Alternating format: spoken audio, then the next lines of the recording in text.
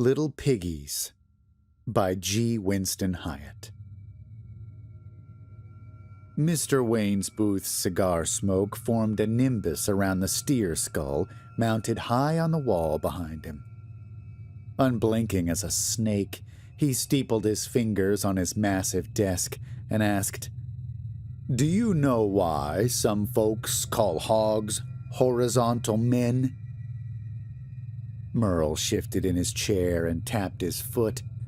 He figured he was in really big trouble when he got called up to the front office, maybe even fired. Still, the supervisors, accompanied by 2 security guards, usually did that part of the job. He'd seen it when they let Gomez go. Gomez had been one of the only co-workers Merle ever considered a friend. They used to hit up the Yellow Bull, a rundown tavern off Route 5, every payday. Though it stood miles away from the United Meat Packing Plant, the syrupy reek of slaughter somehow persisted there. Looming over the prairie like a vigilant giant, the plant's observation tower could be seen from the Yellow Bull's front lot. Merle hadn't been to the bar since his drinking buddy disappeared. It just wouldn't have been the same. "Horizontal men." "No, sir," Merle said. "Don't reckon I ever heard that." Mr. Wayne's Booth nodded and pursed his lips. With a hairy knuckle, he stroked his chin. The boss said nothing, leaving Merle to stew in his own confusion. He was sure he hadn't done anything that deserved firing. Now and again he'd cut some corners, sure, little things when they were busy. The damn knife sterilization rule was a bitch. There was no way they could expect him to keep up on a busy shift and sterilize after every goddamn pig. He'd be sticking hogs till Judgment Day. He'd never been written up. He'd never missed a shift. And he'd sure never done something batshit crazy. He'd never snapped. Merle had no idea what had made Gomez start cutting off hogs' snouts and gouging out their eyes with a boning knife before they were even stunned besides. He'd screamed some sort of nonsense as he hacked away, but his words drowned in the mutilated animal's squealing. Gomez always seemed like a regular guy until then. He'd hollered and ranted on as the security guards dragged him away. No one had seen hide nor hair of him since. Mr. Wayne's Booth cleared his throat before saying, "The hog's organs have a 1-to-1 correlation with our own. In the same places, you understand, on 4 legs instead of 2. Heart, liver, lungs, all of it. Strange, isn't it?" He brushed some dust from a ruby-colored lapel and then adjusted his bolo tie. "Tell me, Merle. Can I call you Merle?" "Course you can. You're the boss." "Tell me, Merle," Mr. Wayne's Booth said, his drawl dripping slow as black molasses. "How you feel about pigs?" Honestly, sir, I don't care much for 'em," Merle replied. "If they get a mind they ain't gonna go somewheres, they'll try to run. They'll kick and scream if the stunning tongs don't get 'em right on the first time.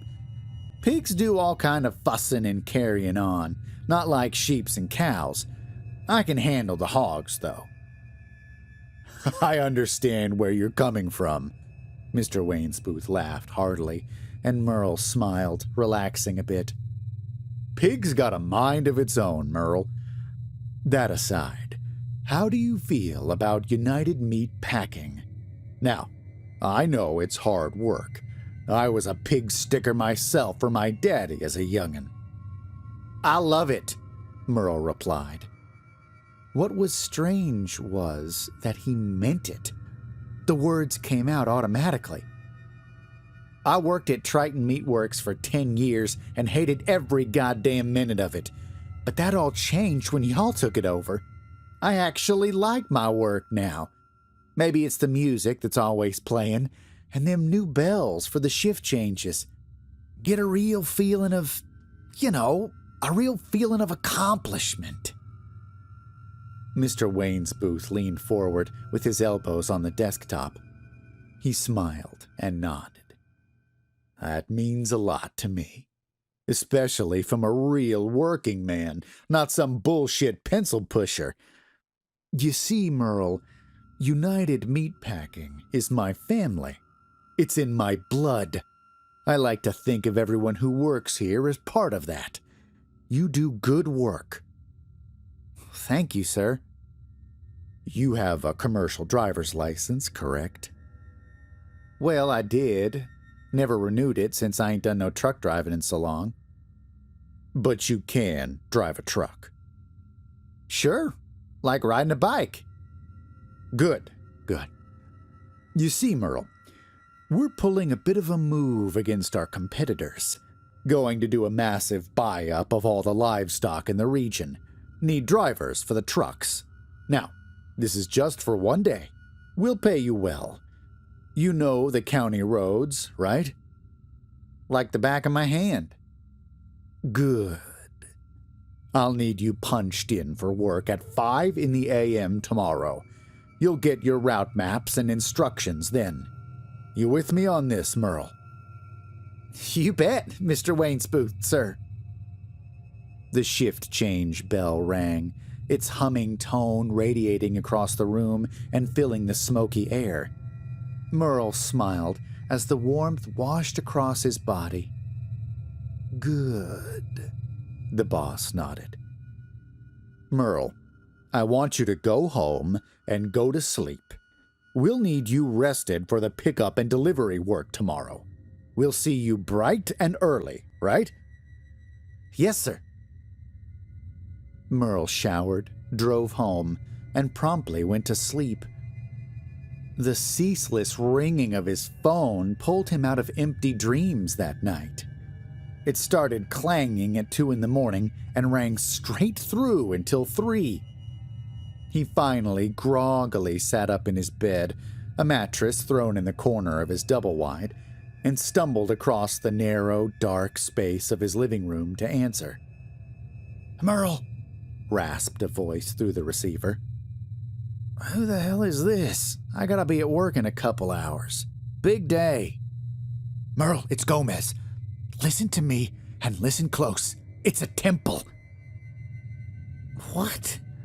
Gomez, man, it's good to hear from you and everything, but I don't got time for this kind of crazy. Listen! Gomez sounded panicked and angry. They tried to kill me, but I got away. I know what UMP is all about, bro, but I couldn't put it together till now. All the sanitation guys know too, I bet, but you never hear from them. Think about it. Bobby, Dave, Sanchez, all the guys transferred to clean up the blood. The ones working under the drains, you ever hear from them? Merle thought about it. No, I ain't heard nothing. Either they're dead or they never leave. Ever. Listen, Merle, I don't know for what, but it's a temple. A church or something, like the observation tower. What's the story there? Ever notice they built an observation tower with no windows? And what does a meatpacking plant need a tower for? Merle didn't say anything. Think, Gomez pleaded. The music, the bells, and worst of all, what's under the drains. They're feeding something under the plant. This is real, I swear to Christ. There's nobody to help. United Meatpacking runs half the state. They're all in on it. I gotta go. They're looking for me, Merle, and I've spent too long here trying to get a hold of you. You were the only one I ever really talked to there. Stay away from the plant. The line went dead. Merle shook his head and laughed. He glanced over at the clock, crimson numbers glowing on the wall beyond the kitchen doorway, as he hung up the receiver. He could get another half hour of sleep before work. He arrived just before dawn. The United Meat Packing Plant was a concrete fortress silhouetted against the pale sky. Merle parked his truck in the gravel lot outside before joining the members silently marching to the gates. Music rang out from an unseen source, a triumphant tune synchronizing his heart with his steps. Workers gathered in the outer yard in perfect regiments. There was no carousing, no chatter. The tower, like a black monument to some unknown thing, loomed overhead. They waited in unmoving lines before Mr. Wayne's booth, who stood wearing a red suit and cowboy hat with his hands on his hips. Two blank-faced men in blue UMP coveralls walked up and down the ranks, handing out folders to the men. Merle took his and tucked it under his arm. The music stopped, and the tolling of a bell filled him with its resonance. "Today's a big day for United Meatpacking. We can't have any mistakes," Mr. Wayne's booth exhorted. "Your routes are marked on the maps. The dots are your stops. Open the doors at the dots and allow the livestock to enter. The doors will lock when the pickups are complete. Bring the product here and then we'll get down to business. Simple stuff. Your vehicles are primed and ready. Be proud." The bell tolled once more. The men cheered as a fanfare blasted from the speakers, introducing a brisk battle hymn. Merle marched with the men to the stockyard gates, whistling along to a song he'd never heard, but somehow knew. Massive rust-stained doors of solid steel creaked open, the squealing of their hinges barely audible over the blaring melody. The stockyard had been cleared to make room for the livestock transports. Row after row stood with engines idling, their exhaust pipes retching out clouds of blue diesel fumes. One by one, they drove from the gates to gather their product. Merle thought something seemed strange as he waited behind the wheel to head out, but he couldn't place what. He recalled Gomez saying something about a temple, something under the drains, feeding.